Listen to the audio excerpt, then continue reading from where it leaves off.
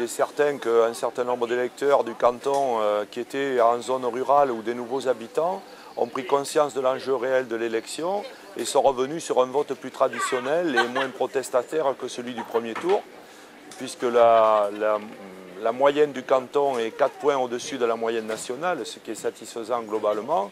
Mais en revanche, il subsiste quand même des problématiques de proximité et un sentiment d'abandon sur quelques communes du canton sur lesquelles il faudra attentivement se pencher dans l'avenir. Abandon social, les gens ont l'impression qu'on les a laissés, ils sont isolés géographiquement pour certains, ils ont construit dans des endroits dans lesquels ils ne s'attendaient pas à se retrouver seuls face à des problématiques de vie.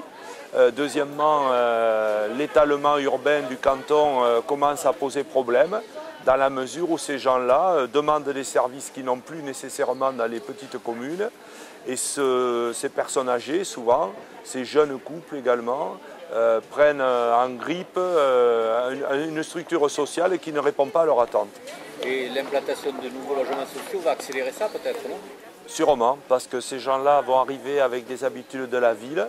C'est-à-dire ils vont demander un certain nombre de services que la collectivité, la taille de leur collectivité ne leur permettra pas de répondre. La communauté de communes ou les communautés de communes en général avaient beaucoup répondu à cette attente, mais maintenant il semble qu'il y ait besoin d'une nouvelle donne sociale sur le territoire. L'enjeu réel du troisième tour, c'est les législatives, le 10 juin et le 17 juin.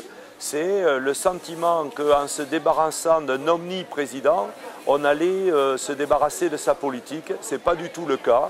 Et je regrette qu'on n'ait pas fait le lien entre le rôle que jouait l'ex-président de la République et l'UMP en particulier, qui est responsable socialement des dégâts et qui a placé la France quasiment en situation de ruine et qui espère s'en tirer en disant que la disparition du président va nous débarrasser de sa politique, ce qui n'est pas du tout vrai. Il faut être très mobilisé et avoir conscience qu'on a choisi l'entraîneur de l'équipe de football.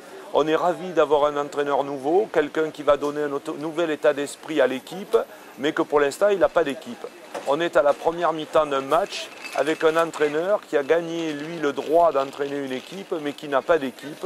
Et si, par malheur, on voyait un retour dans les ministères de Copé, Morano et consorts, ou Guéant, je pense que l'efficacité de ce système serait vite battue en brèche et on se trouverait face aux mêmes problématiques que celles dont on croit s'être débarrassé par un vote anti-Sarkozy.